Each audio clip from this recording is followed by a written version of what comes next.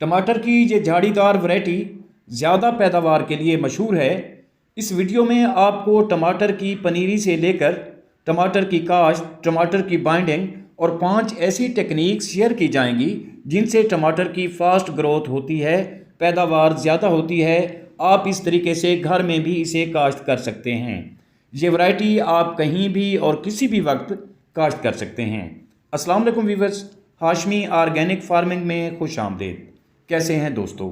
मैं अपने किसान को खुशहाल देखना चाहता हूं, मैं इस काम में लगा हूं। किसान भाइयों, टमाटर एक ऐसी सब्ज़ी है जिसकी डिमांड साल भर कम नहीं होती।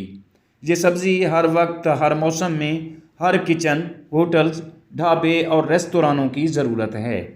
इसलिए मेरे ख्याल में ये वाहिद सब्ज़ी की फसल है जो किसानों को कभी भी नुकसान नहीं देती।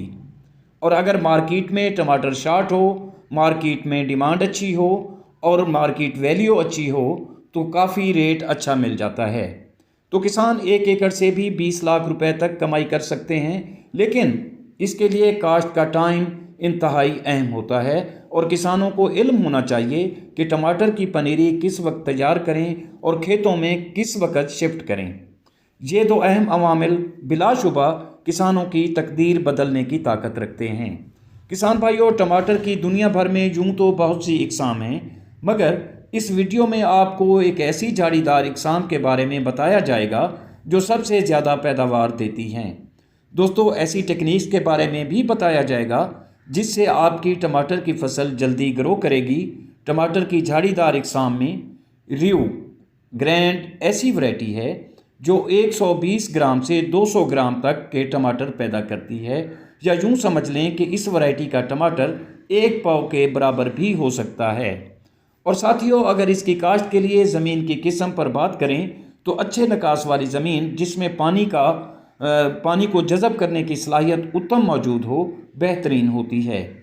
दोस्तों, टमाटर की ज़्यादा पैदावार हासिल करने के लिए ज़मीन का ज़रखेज़ होना भी एक लाजमी शर्त है और इसके लिए आप अपनी ज़मीन में नामजाती खाद, गोबर की गली सड़ी खाद, पौधों और दरख्तों के पत्तों की खाद और अंडों के छिलके डालकर भी ज़मीन की ज़रखेज़ी बढ़ा सकते हैं।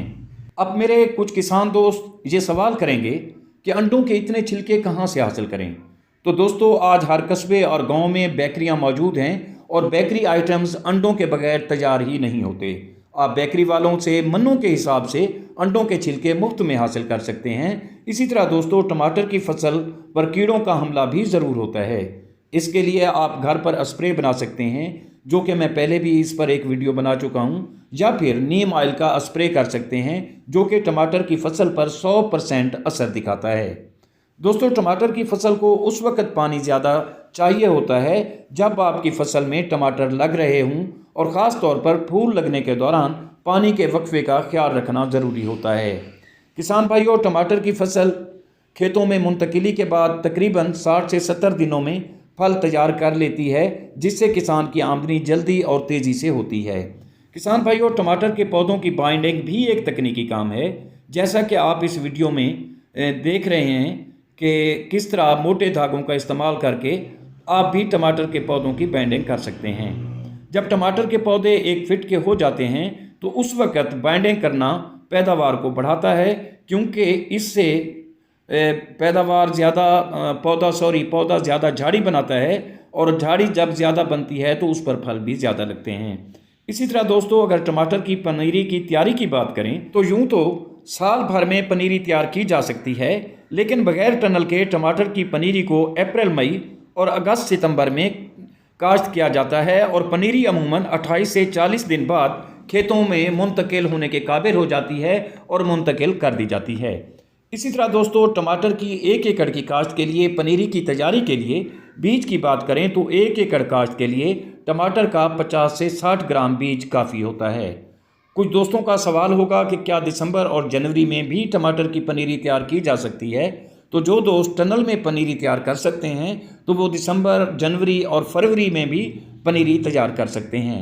बहरहाल दोस्तों, टमाटर एक अहम फसल है और कभी तो इसके रेट जो है 300 से भी बढ़ जाते हैं और 500 रुपये किलो भी आपने टमाटर को बिकता देखा होगा। दोस्तों, उम्मीद करता हूं कि वीडियो आपको पसंद आई होगी। वीडियो अच्छी लगे तो लाइक और शेयर ज़रूर कीजिएगा और अगर आप मेरे चैनल पर नए हैं तो चैनल को भी ज़रूर सब्सक्राइब कर दें। बहुत शुक्रिया। जल्द मिलते हैं किसी अगली वीडियो में, तब तक अल्लाह हाफिज़।